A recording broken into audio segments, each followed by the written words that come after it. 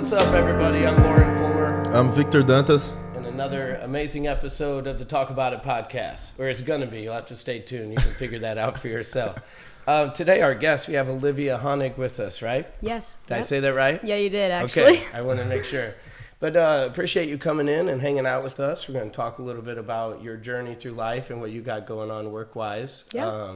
If you want, just go ahead and tell us a little bit about yourself. Okay. Well, I kind of have a long story, I guess, of how I got where I am. But I'm Olivia Hoenig. I'm 25 now, getting up there. But I started my business 2 years ago in my parents' basement. I kind of had a journey to get to that end result, I guess. I went to school for ag marketing, didn't really work out. I moved to Texas after my internship there and was an auctioneer on a TV show. And then I came back home because Texas was just a little bit too far for me and ended up going to cosmetology school. And then in the midst of that, COVID happened. But during all of those things, I was an influencer and did photos for like other boutiques, and I would work with brands to model for them. And it was really fun, and I'd always send people everywhere else to buy clothes. And I thought, maybe it's my turn to open up a store and, be able to say, hey, I have this for you. Like, if you like my style, here you go. So that's kind of where I got the inspiration, I guess, to start my own business. And both my parents are business owners. So that's definitely the route I wanted to go. Good. So the name of your business, Desert Down Ranchwear, right? Yeah. Right. That came from, so back when influencing wasn't really a big thing, they all had basically like names other than their real name that they went by.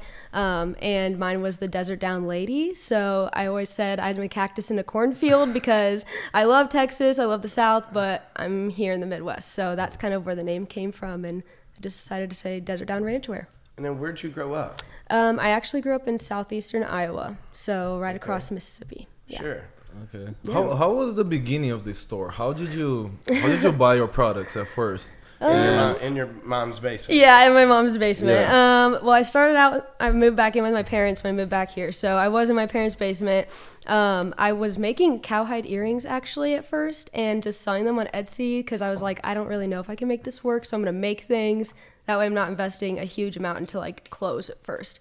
And basically, there's a lot of different hubs, I guess, you can go into online that you can buy inventory from different vendors. A lot of people go to markets, but I actually never went until last week, which was a crazy experience. And it was really good because you get hands-on feel of like products before you buy them. Mm-hmm. But at first, it was a lot of trial and error. Like I just had to kind of pick a few things and then go from there. And if I got them and they were not the quality I was expecting, then I was still stuck with it. I still had to sell it. I still had to do something. And then I found brands that I really did like too. So there's a lot of trial and error and a lot of Googling and researching and asking around to brands that I've worked with and kind of letting them trust me to have that information. Because that's something that a lot of like boutique owners and store owners in general, just the vendors are their like secrets. That's kind of what they don't share. So yeah. What about sales and marketing in the beginning? How did you find your first clients? Were you selling to friends at first, or how did that work? So I'm kind of different because people always ask me like, how did you grow so fast? And I think it's because like I didn't market to my hometown. I wasn't like, hey guys, I'm selling this. I'm starting a store. Like, please buy from me. I was never like, oh, my family, like, hey, I'm starting this store. I was kind of just secretive about it. And I just marketed to the people that followed me already, like on my influencer, I quote unquote influencer, but my basically promotional pages and stuff. And I got the customers from there. So they like trusted me to show my style, and then they trusted me to give them the style as well. Right. So yeah, I definitely didn't reach out locally. I was just like, I don't want anybody to judge me if this fails. So yeah. That's what keeps a lot of people from even starting it in the first place, is that fear. Like, what if I fail? Yeah. I thought I heard something interesting, and I want to say it was Jim Carrey, the actor, his dad. He was giving a speech at like a valedictorian graduation, whatever, and he was talking about how his dad did this job that he, I guess, somewhat maybe hated for like 35 years, and the company failed, and he was left with nothing. And it was like, to him, Jim Carrey was like, dude, if you can play something safe and still fail, why not just jump out there and take the risk of like, I don't know, I'm going to have fun and at least try. Because you might fail at that too, but you can fail the safe way just as easy. So I thought that was interesting. But so yeah, to just jump out there and kind of low key. You shop for it. Yeah. I just wanted to, I don't know. I feel like the people that I wanted to shop with me were the people that are already following me. Like if my friends were those people, then great. And if they weren't, then that's fine. Like that's not their style. But yeah, I definitely agree with like you can fail by not going for your goals or not chasing your dreams. I mean, that's what my parents always said. My dad owned a racetrack when he was 24 years old. I mean, like they always were jumping at new opportunities. And I've never said like if a door's open, you might as well peek inside, like, you know, see what happens. So, yeah. What is it like, and I'm assuming maybe when you got started, but if I understand correctly, some of these brands that you work with or where you're doing photos for, doesn't it get to a point or there's an opportunity where you're receiving the gear for doing the work? Yeah, so that was a lot of like the collaborative stuff. They would either send me the clothes to take the pictures in and then I got to keep the clothes, or like they would send me clothes, pay me, and then I would send the clothes back. So there's a lot of different ways you can do it, and a lot of times now like people will have brand kits, which is basically explaining like, you know, if you send me this, you'll get a post on Instagram, a post on TikTok. If you send me this and this amount of money, you'll get this, this, and this. So it's very much like a trade kind of a thing. And like for my brand personally, like with our ambassadors, they get commissions, but it's commission and store credit. So they're earning 1% commissions on every sale that they bring in, but they're spending it at the store. So they're ultimately still representing Desert Down with those commissions. So yeah, that makes sense. How was the turning point when you left your parents' basement and went to actually a storefront and stuff? So I actually bought a house in Knoxville, which is like 10, 15 minutes from Galesburg. I bought a house in Knoxville because I was like, I want to own something. I don't want to pay rent, don't want to owe anything. I just want to buy a house and I'll work out of the house, because I was living in a different house with my boyfriend. And so I bought this house and I was like, oh my gosh, there's so much space. How am I going to fill this up? I have no idea. Went in there, 6 months later, sold the house because we were grown out of it at that time. And then we went into a 1,500 square foot building where I'm like, oh my gosh, like how am I going to fill this thing up? And then now it's like we are busting at the seams. And so the transition was crazy because obviously it's scary to like buy a house. It's scary to like go into bigger rent. It's scary to move any direction up. Like it's a risk. But every time I have, it's paid off. So yeah, the payment, I mean, for the house was what people don't understand, like with business, I guess, is like if you own a house, you can't really write off your house. But if you pay rent, you can write off rent. So that was ultimately better for me to rent in that situation. But it definitely was scary. I mean, I've moved a lot. And I'm like, my boyfriend, I feel so bad for him. I'm like, I'm sorry, Brandon, but we're moving again. Like, here we go. So, yeah. You probably start seeing the writing on the wall. Like, things are getting pretty packed over here. Yeah. It's crazy. I used to buy in like fast fashion, you can usually buy and get it in like a couple weeks or so. It's like something like that, unless it's a back order item or something like that. But I was like, I'm going to pre-buy for the next 2 months and, you know, it'll just come in slowly and it'll be fine. Well, it all came in. And so, yeah, our back warehouse is pretty packed right now. What is fast fashion? What does that mean? So like fast fashion is basically with the hubs that we work with, they're fashion that you can get right now. So like things that you can purchase today and it'll be in your warehouse in a week. Things that are not so fast fashion, just to like compare to, we just got signed on with Ariat, which is a huge Western brand right now, but they work 2 years in advance. So what they're working on now will only be for 2 years later. So it is a big turnaround. So it's crazy to think about. But I just met with them when I was in Dallas for Dallas Market, and we spent 4 hours like selecting, you know, boots and jeans and tops, and like really took time to like think about, you know, what do we want in the store in spring, fall, winter. Like planning is definitely more key there than. How do you predict fashion a year or two out? I asked them that. I asked them that. I was like, how do you know what's in style? And they're like, we set the style. I'm like, you're right. I'm like you're right. We set the style. Yeah. That's cool. Yeah. And how does it work for you to, like, do you think that you choose the style of clothing based on what you like, or did you do it based on what your customers were looking for? Yeah, so my style, I guess, I used to show livestock, and so like the big bell bottoms and like the turquoise and all of that was always a big thing, but in Texas it's like maximized. So it definitely was different going down there. My style felt normal, and so it was awesome. I got to bring that back to the Midwest when I moved back. Definitely, I feel like just in like this area specifically, we went to the Knox County Fair this year, and I was like, desert down, desert down, desert down. Like, you got those pants from my store, that shirt's from my store. Like, and it was cool to see like everybody wearing desert down stuff. And I'm like, wow. And they're like, yeah, nobody ever used to wear this stuff. And I'm like, that's so cool that like people like it. I mean, but there definitely are people who want to be in the industry of Western industry and understand it, and understand the fashion, and they want to get into it. There's people that aren't really about it, which is totally fine. And then there's people that their whole life have been, you know, on farms, raising horses, like, you know, doing all those things. And that's just the style they grew up with. So yeah, definitely comes from, you know, Do you feel like you've always been into? I know most women, and even, you know, young girls, where we pay attention to our style. Like, I have an 11-year-old daughter who already thinks she's got to like be looking cute, you know. So it's like, do you feel like you were always kind of into this fashion? Did you like to like look at other people's clothes and say, I like that, I don't like that, or whatever? Yeah, so actually when I was young, I used to like watch Project Runway, and I would like draw clothes while I was watching the runway show, and I actually like would send them in to the like designers and stuff. My mom would, I think she forced a signature, but would like sign them and send them back to me. But it was a lot of fun. Like, I've always been into like designing clothes and like picking styles, but dressing them, I mean, I wore like gauchos and sneakers when I was in 5th grade. Like, not the style, not stylish at all. Like, I wore jeans once in 5th grade, and I remember like my teacher being like, how did you wear? You're not Olivia, you're not in sweatpants. Like, and so I haven't really always been into style myself. I've always liked clothes, though. I've always liked to think about it, but I didn't actually like get the courage, I think, to start wearing it until my senior year of high school. And then I was like, I don't really care what people think. This is what I want to wear, and I'm going to wear it. Right. So. Okay.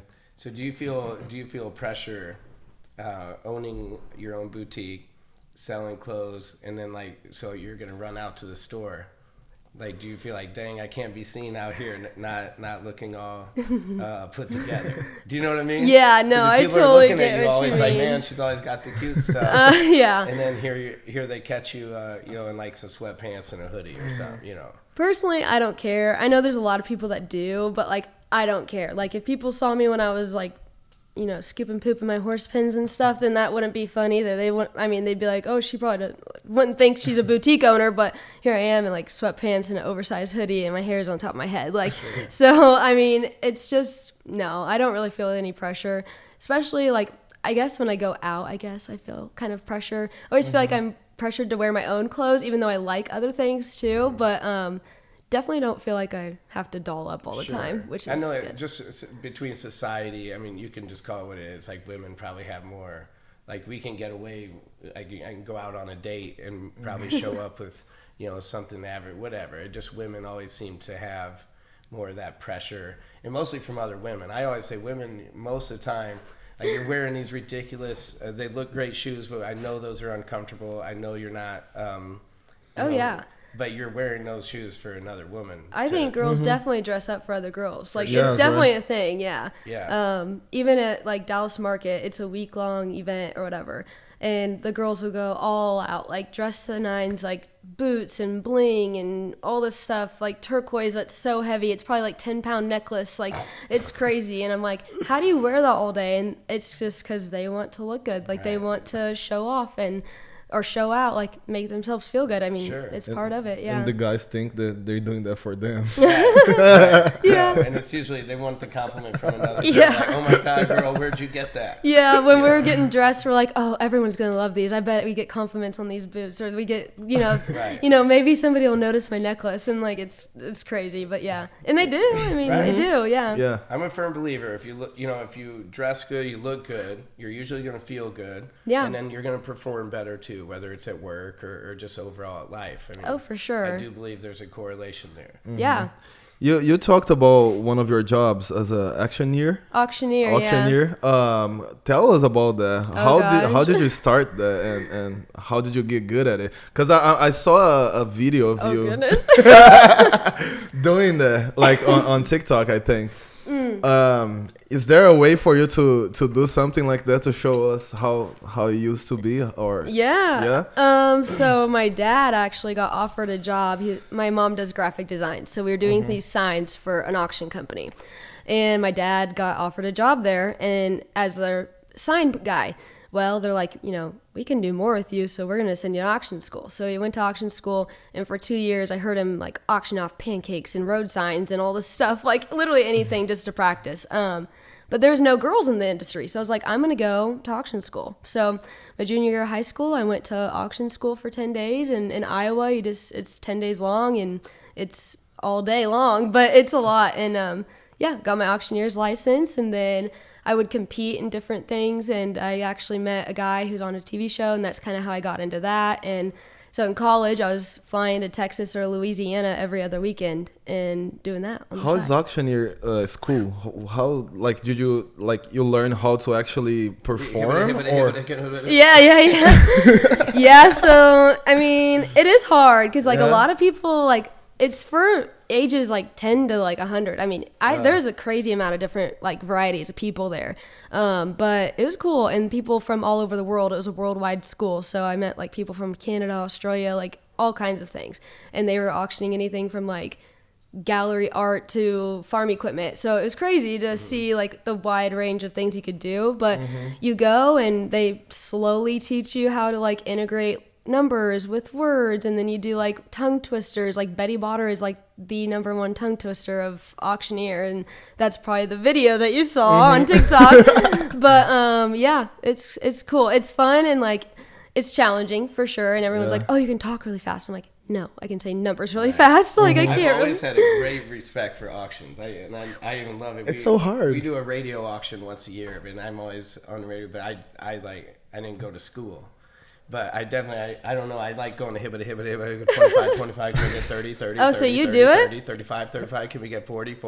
Yeah. So if yeah. let's say we're auctioning this bottle, can you gosh. do Hit a us quick one, demonstration for us? Okay, I just bid $10 on it. You bid $10? Yes. All right, here on the water here. What do you say? How to get 10 down 20? Now how to get 20 bid now how to get 20. I'm a 10 out of bid now how to get 20. How to get 20 but 30 out of bid now 40 now how to get 40 out of bid now 50. Oh. $50. You gonna give me 50 for that? I love it, dude. I love that. I haven't done it in a while, so nice. sorry for whoever's listening. No, it's That's so fun. good. So I worked at Barrett-Jackson Car Auction. Oh, yeah. You ever heard of that? Oh, yeah. It's usually on TV. It's out in Scottsdale. I went to Arizona State, so I worked at some restaurants who we got the catering bid for the Barrett-Jackson Car Auction a couple years in a row. So I was able to work that all week long. And yeah, I mean, you're getting up like $5 million, $7 million on something that's really, really unique. And anytime it gets above $1 million, like, all the people start rushing in, and, like, they're going nuts. Yeah. It's so exciting. There's definitely ways to intrigue your crowd, I guess, with auctioneering. A lot of things that people don't really realize. Like, one of my biggest mentors, he would throw in, like, song lyrics, and people hear the song lyrics and, like, oh, what? Like, and it gets their attention. Like, it's stuff little things that you don't really think about that happen when they're doing awesome. that. That's Auction crazy, school. man. We should go together, dude.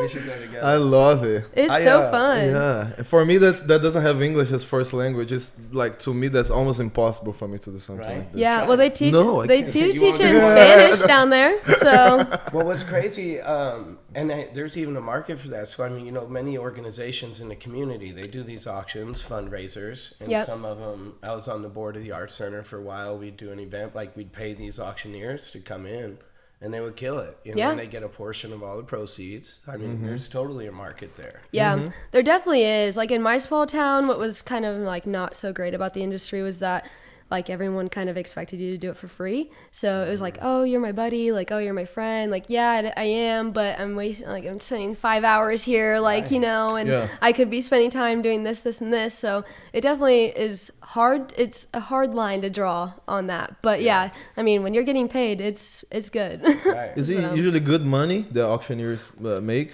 or no? I mean, I'm sure it depends on I mean, you have land auctions that take place. Yep. So it definitely depends. So like, say like a company like my dad worked for, the company would make so much money, and then the auctioneer who booked that sale would make that much percentage off of that. Yeah. Nice. Yeah, or even with I know like our art center, each piece that got auctioned off, like they had like a percentage. Yeah. Whatever it was. So if one sold for 100 or one sold for 5,000, you know, they had that percentage of every one. Okay. Yeah. So they're trying to get everybody involved, like you said, I was gonna like say, dropping lyrics to get other people to pay attention, and like there's having fun. You want to get the whole crowd worked up into it. And so part of the work is basically also persuade someone to keep bidding more. Oh, yeah. Or, it's entertainment. Yeah. You gotta call it. It's entertaining too, right? Yeah, it's entertainment for sure, but you're ultimately working for either the seller or the buyer or both in that situation. Okay. And in that situation, you're working for yourself because you're trying to make the commission too. So yeah, For sure. Yeah. For sure. so it definitely just depends. But I had no idea we were gonna get into auctioning today. yeah. I've always had a great deal of respect for it, and have fun. Even though you could tell like this how I rattle it off. I've done that as a kid. Always been fun. It's I didn't a lot know of there was fun. an auction school. I would have probably already went. Yeah, there's auction school, but I know a lot of self-taught people who auction and they make it. Yeah. Yeah, That's interesting. for sure. It's just 10 days of school. And like most states don't require a license. Yeah. Like Iowa doesn't. I think Illinois does, which Illinois I- requires something for everything. everything, yeah. Right. Good old Illinois. Yeah. So Olivia, what are your goals for the near future? Where do you want to take your store? Like what do you think is gonna happen in 3, 5, 10 years? Oh gosh, I just got asked this by my financial advisor too. So, but I honestly have big goals, and then at the same time I want to tone down a little bit. So we've been in like 2020, 2021 has been fast. Like the pandemic happened, like there's so much going on, and like everyone thought that the market was going to crash, but it actually went up and people kept buying. So we've been on this fast track of like new, what else can we bring? Like, and so now I'm like, okay, why did I even start this? I need to focus on why I even started this. I wanted a quality product. I wanted a new product that people can't find everywhere. And I wanted to have somewhere that, you know, people know to go find one of 3 things, you know, and be that retailer for our customers. So what I'm working on right now is just really like honing in on our niche and focusing on the things that, you know, mean a lot to me. So I'm tired of hustle right now. I'm still hustling every day, but it's definitely like taking a toll, and it's a lot of work. I mean, it's a lot of things that we do in a week because we have new arrivals every single week. And it sounds like too, I mean, it kind of took off really quick for you too, which I'm sure you didn't anticipate. No. That much time and energy and then growth too. That's crazy good for you. Yeah, and people are like, how did you grow so fast, you know? But one of the things that like people don't understand is that when I was in hair school, when we went back to school, I would go to school from 7 a.m. to 5. I would literally work from 6 p.m. to 2 a.m. every single day. And I was working on my breaks at school. Like, I didn't ever just have a break or, like, you know, kind of just pedal through and, like, oh, we'll just see. Like, I was busting the whole time. I was trying to make sales. I was like, this is going to work, and I'm going to make sure it works. So it's been a lot of work. And I definitely just still, even today, I'll go home and get lost in what I'm doing and forget, and then the next thing I know it's 10 p.m. and I'm like, okay, I probably should, you know, do something else other than work today. But a lot of the time I'm just doing things to, you know, keep bettering the business, but definitely want to, you know, enjoy my life a little more, tone down. You know, I'm working on building my staff so that it's self-sufficient. So like when I'm gone, I don't have to, you know, worry about, oh, I need to be there for everything. I want to be able to rely on them a little bit more. And that's kind of my main goal, is to be able to step out of the office and not be so involved. But with what you're doing, it's not just in store and office, right? Because you have online. Yeah, so we actually closed our storefront the Friday before Christmas. We didn't really have the customer base here. And honestly, just a lot of time with like managing inventory because our inventory was the same. So what was online was also in store, and then we were always having to replace stuff, and it was just a big hassle. And the negativity gets to you a little bit, honestly, when it comes to the general public. So we did close the storefront, but we do offer local pickup still. And then we obviously have online, which a lot of people would just do that. They would just do local pickup and come grab it. And yeah. I didn't know your store closed. You Yeah. You had an absolutely beautiful little boutique. Well, thank really you. did. And not little. You actually have a pretty good sized floor. Yeah, but now that whole floor is full of inventory for, we're running out of space, and Good for you. yeah. So your online sales, would you say, is almost 100% is online? Oh, yeah. Yeah? Yeah, we ship out around 600 to 700 orders a week right now. So, Whoa. yeah, it's a lot. So you offer shoes, boots, jeans, pants, shirts, accessories, hats. Yep. We have a lot of hats. We have a lot of jeans. Jeans are a big, like, key item for us. I'm big into, like, comfortable jeans. Like, I want to offer that for sure. And then fashionable tops and a lot of, like, cowhide purses or wallets and things like that. At Market, I got to pick up authentic turquoise, which we are getting rid of all the faux stuff. I really do like faux affordable jewelry, but I'm more of a authentic, like, quality piece person. So I'm like, you know what? That's just what we're going to do. So yeah, that and the boots for sure. With Ariat coming in, they have the best boots. Like, I've always worn Ariat boots. I don't know if you guys are familiar with that brand. It's just a big Western brand. A lot of guys wear their work jeans and stuff like that. But I have seen that name. yeah, if you watched Yellowstone, it's like the Western brand commercial. Yellowstone's a great show. Yeah. I like it, but I'm starting not to like it. It's full of commercials. Literally, Well, the that's whole what- episode is commercials. It's funny you say that because I saw a thing that said Yellowstone is basically one big long Dodge Ram or like Ram truck. Could be, yeah. Commercial. Because Yeah. it's like every one of them drive these big old Ram, Yeah. diesels. Yeah. Well, and like they're in the show, they're saying like, oh, don't commercialize it. And then what do? They throw in half an hour of commercials to commercialize the show. So I don't know. Right now, I just feel like they're dragging it on to make money, which fine, whatever. Which but I think, I mean, you kind of, how many times can you really like kill someone or blow something up or have punch like, a girl in the face. I mean, how many times before you would get in trouble? It's not very realistic. Right. It was a great show, well written. Yeah. And you can't go wrong with Kevin Costner. Yeah, I know. But I guess he's leaving. So it's not even going to be Yellowstone anymore. I mean, without Everyone him. loves some Beth Dutton. Yeah. They do. She's pretty. She's like raw. Yeah. And not scared. I don't know. I like her. Sometimes I want to fight her too, but Don't do that. Yeah. I mean, I haven't seen you fight, but she might throw those hands. Oh, I know. But yeah, I don't know. I can't remember what we were even talking about. So what do you But- do? Where- no. We go all over the place. Yeah. Where is your customers from the most? Like, what's the demographics? Because if you don't have local customers, how are people finding you online? I mean, you talked about. Yeah. Customers. Yeah, too. I definitely do have local customers. yeah. A lot of our customers are in the Midwest. I ship a lot to Texas, a lot to Montana, and a lot to North Carolina. So those are like the other areas, I guess, that we ship to. But we ship to every state. I think we've shipped to almost every single state. So, in Canada. And what's the main source of like content? Is it Instagram, TikTok, your website? Where do people find you the most? I definitely think it's Instagram. We have like 57,000 followers on there right now. But TikTok's a big one too. We have like 75,000 on there.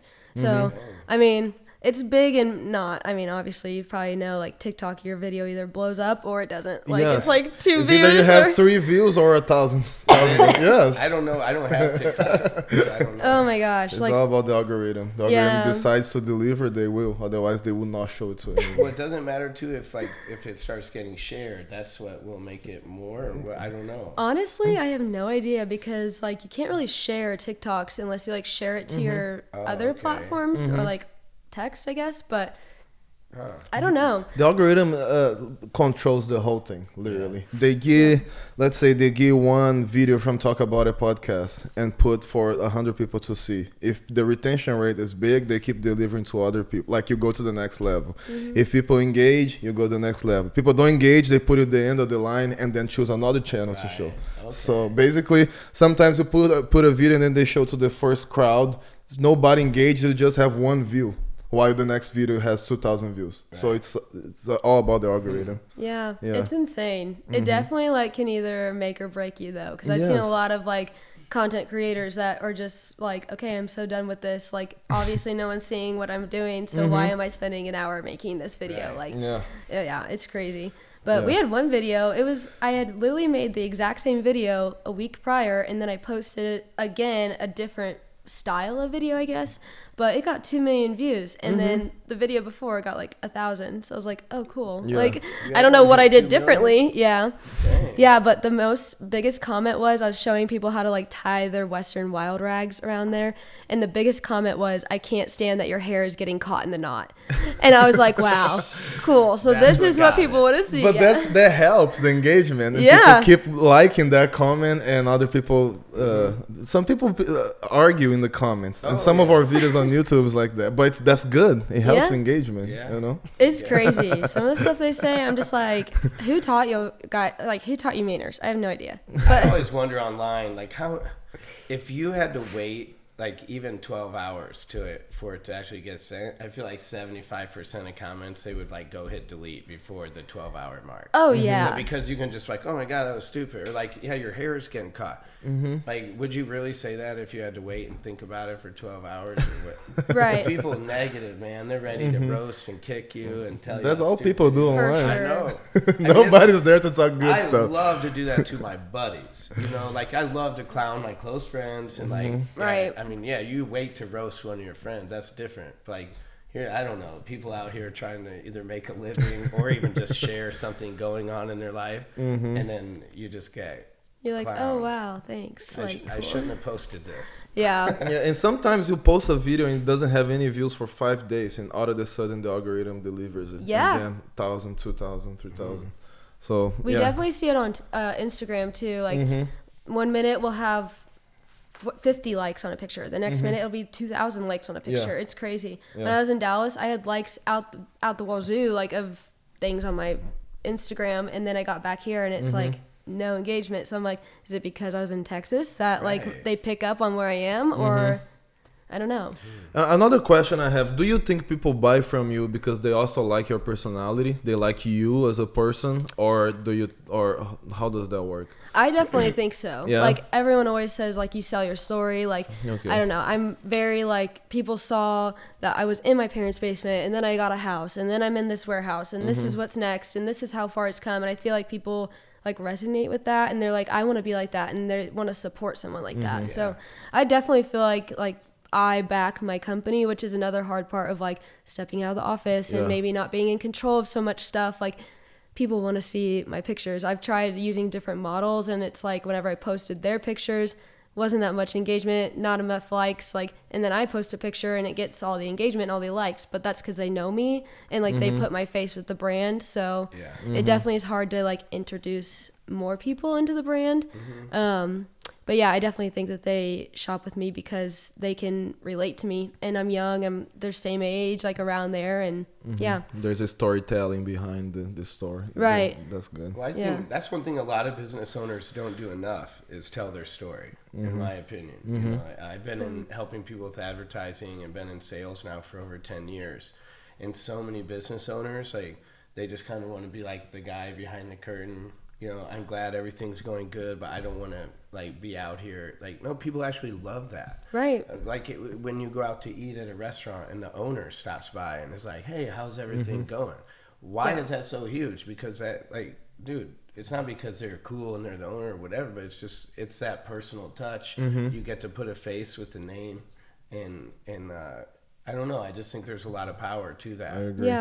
Yeah. We even have we have packing cards or whatever that we put in each order that says thank you for shopping with us, but it says packed by, and then it has a blank spot, and I always have my girls sign it because I'm like, they want to know, was this order packed by Ashley, was it packed by Paige, was it packed by Hillary? Like, it's fun to know who your order's packed by. You get a couple orders packed by Hillary, and then all of a sudden you guys are besties, and you know, you feel like it's personal. So Awesome. Do you have a lot of returning orders? Oh yeah. Returning clients? Yes. Yeah, we have a big return rate, which is really good, which is something that like I look for, because if, you know, there's a bad experience, obviously they're not going to come back, but if they feel like, you know, oh, they're good quality and good customer service and everything, then they're kind of here to stay. So would you say that basically your marketing is all organic? You don't do paid ads? I don't do any paid ads. I don't do any paid collaborations. So yeah, I'm all organic. That's one thing that I really like, I guess.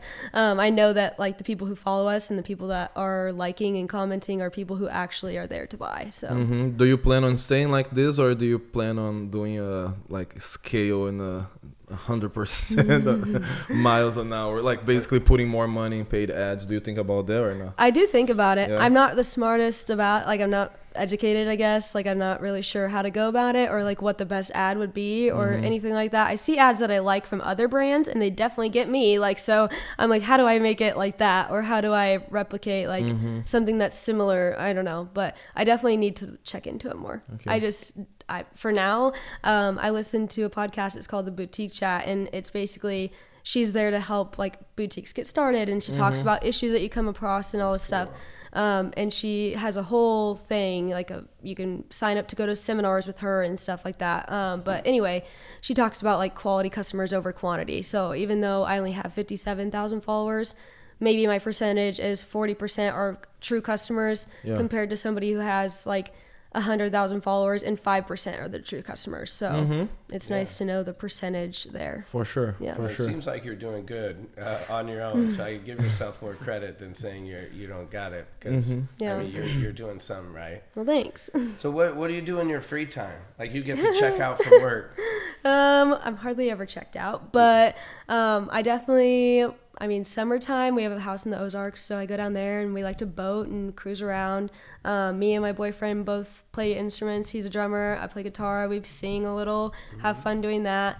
Hang out with my friends. I have 2 pregnant friends right now, so I'm going to be able to hold babies here soon, I guess. But spend time with my family. We ride side-by-sides. I used to work horses all the time, but moving to Galesburg, I kind of just said goodbye to that, and because we live in town now. So hopefully we're getting land soon, because I definitely want to get back into it. It's something that I really enjoy. Yeah. I've grown up with my father has horses. We had them growing up, and my daughter rides them. She does like weekly lessons and stuff like that. So cool. I love horses. I got a great deal of respect for those. I would love to have. My daughter wants us to get one, and that's the only thing. That's my scapegoat now. Is well, we're in town. I can't. Yeah. But you can stable one out and pay somebody. Yeah. You know, but that starts to. It's not as cool. It adds up too. You can't have a horse in your backyard? No. No? Oh. Why don't you try it? See what the city comes. You can get a little pony. Right. I have seen people get those little mini ponies. Have you seen that? Like some people have them in their house, like the real mini ones. That's Yeah, crazy. I have seen those. They're like dog size. Right. Crazy. Do you have horses now? Or I sold my horses, Yeah. but my friend owns them, so I can go see them whenever I want. horses are expensive, right? Yeah. They definitely were expensive during the pandemic. I actually would buy like horses from people that didn't want them anymore, or like couldn't take care of them, and I would ride them for a few weeks or a few months, and then I'd go sell them. And the horse market was crazy. It was insane. Like you could buy a horse for $300 and sell it for $1,500 the next day. It was crazy. Flipping horses. Everybody wanted a horse, yeah. But it was fun. But yeah, I ended up picking out a few for myself. So That's nice. yeah. Flipping horses. Flipping horses. Flipping horses. And some actually did flip on you. So That should not be it. fun. How can you But add the value to the horse? Like increase the value? Well, I think by training, Horses? like she Yeah. said, she would Yeah, ride them, okay. train them, get them broken. yeah. There you go. Right, clean them up a little bit. Some may have been neglected for a period of time. Mm-hmm. Yeah, there was a lot There's of money out there to neglected everything, ones. Victor. We talk all the time. There really Flipping is. horses, yeah. let's You do would it. have no idea. Right. We're over here flipping houses. We should be flipping horses, man. I would like to get into real estate sometime. Yeah? Definitely something that's interested me in the past. Yeah, Yeah. for sure. Yeah. If you ever want to kick those rocks, I have my real estate license, and we both have Oh, really? experience with rentals and, Yeah. and doing some renovations. I love it. I'm an open book on that. Anytime someone wants to learn about that, I love, like, this is what's worked for me. I mean, I don't. Yeah. It's not. We I'm had not the genius or pro at it by any means. There's probably a million better. Oh, yeah. But I'm a wide open book. I love when people want to like learn that opportunity. It's definitely something I've always thought about. My dad used to have one though, and like we had really bad tenants. Like the cops busted in and like had to get these people, and nobody told us, and there's like a cat floating around in there, doors wide open, nobody told us, so it was great. But yeah, there's horror stories, and that's what keeps a lot of people from ever doing it. Right. Is because there's horror stories like that. Yeah. To avoid those things, you need to just filter better who you're gonna rent it. I guess so. Yeah. That's very important. And location as well. Right. Yeah. For sure. But yeah, definitely that's another plan, I guess, for my next 3 to 5 years is kind of venturing out into different avenues, I guess. I like the boutique stuff, but I also like a lot of other things, obviously. So definitely want to like expand my horizons there too. Okay. So what about travel? Do you get to, other than movie, Texas, and I know when you were saying when you were doing the auctioneer show, you got to travel a little bit. Yeah. But what you like to travel, get out and check new places? Oh yeah, we did a collaboration with a singer in Nashville last spring. So like we went to Nashville, spent a week with her, and then like me and my boyfriend go to Nashville just for music reasons, I guess.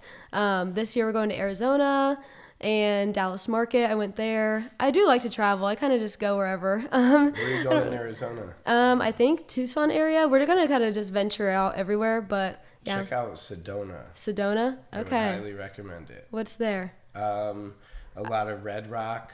Okay. A lot of trails, little boutiques and shops downtown. Okay. It's a cute little kind of like touristy area. But yeah, it's, I don't know, off the top of my head, I've been out there in 20 years or 15, whatever. It might be all different now. Well, I'm sure Sedona, not so much, I would guess. But yeah, it's like an hour and a half north of Phoenix. Okay. But yeah, it's a beautiful area. A lot of the old westerns were actually like filmed. Oh, cool. In those areas, when you see them riding horses and those big red rock mountains and weird things in the background, like Cool. that. A lot of those are Sedona. Yeah, I'm excited. I want to see the big cactuses. Like in Texas, there's cactus, but there's like huge cacti out there. So Yeah. I really want to do that. Do you think you have clients overseas as well? I know I do in Australia, but we don't ship there.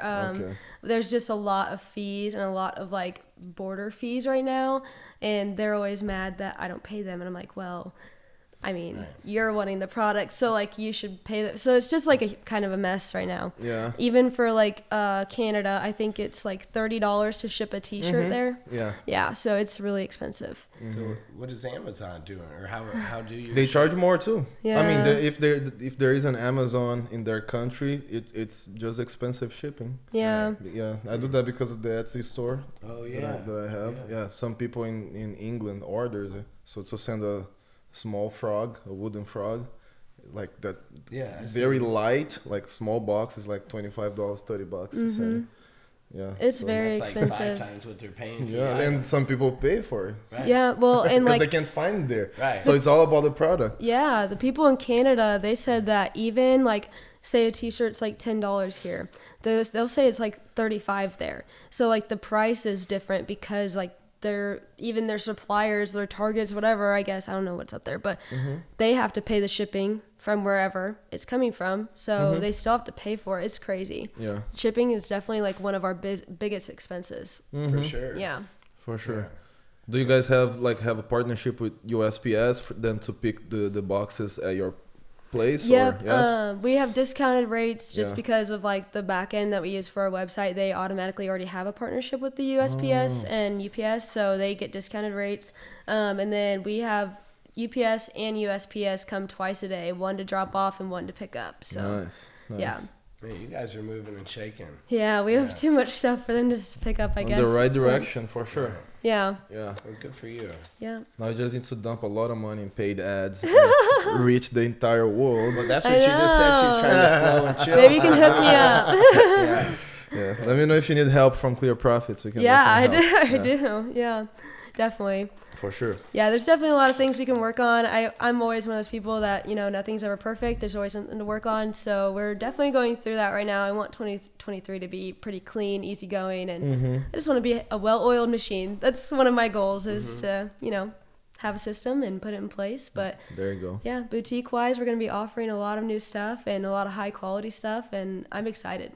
So you had mentioned earlier about getting a new location, will that be a storefront, or do you plan to just maintain right how you're doing it now? Yep, it'll just be online only. Yeah, we are going to be holding like warehouse events though, so like warehouse sales or like doing like, you know, it's open for the day sort of a thing, but we just won't be open all the time. It's just too much right now for what we have going on. Good for you. Yeah.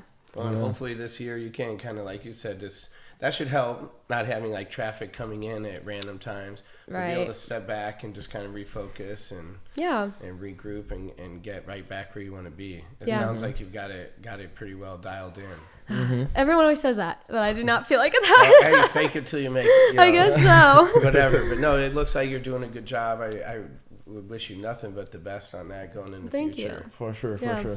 Can you tell to that camera what website people can find your products and anything else you want to say? Yeah. So you can find Desert Down Ranchwear at www.desertdown.com, or you can download our app on Google Play Store or Apple Store. You can also find us on Facebook and Instagram at desertdown_ranchwear. Awesome. You'll gain one follower. I can't believe you got 54,000. 57,000, yeah. That's huge. Yeah. That's big. Huge. That's good. It's crazy. I got like 87. 87 followers? I don't know. It's probably like 102. Yeah, but I'm always looking at like these stores that have like 200,000 or 1 million, and I'm like, oh my gosh, that's so crazy. Right. You're getting there. You'll get there. Yeah, eventually. You're 25. You will get there. Yeah. For sure. I know. I'm like, what am I going to do in 10 years? I don't know. Right. No. You said I'm getting up there when she said she was 25. Listen, I feel old, okay? I'm not 21 anymore. I wish I had half of that focus at 25. I love seeing young entrepreneurs who like just said, screw it, I'm gonna try this out and let's see where it goes. So kudos to you, for real. Thank you. Keep it up. Yeah, Thanks. good job. Good job. Crazy. Well, folks, that's another great episode of the Talk About It podcast. It's Olivia Hoenig with the Desert Down Ranchwear, and thanks again for coming in. Yeah. We got Victor Dantas and myself, Lauren Fulmer. Go ahead and subscribe, swipe up, all that. What is Make sure you guys subscribe. That will help us a lot. We just started the channel, so your subscription will help so much. And hit the notification button. Yeah, that thing. So, all right, thank you guys. Talk About It podcast. Have a good rest of your day. Peace. Thank you for watching this episode of the Talk About It podcast. I'm Victor Dantas. I'm Lauren Fulmer. And we would encourage you guys to subscribe to the channel. And don't forget to hit the bell. It's going to be right below the video. So hit the bell. So you know when the next episode is up. We appreciate all the support. Thank you.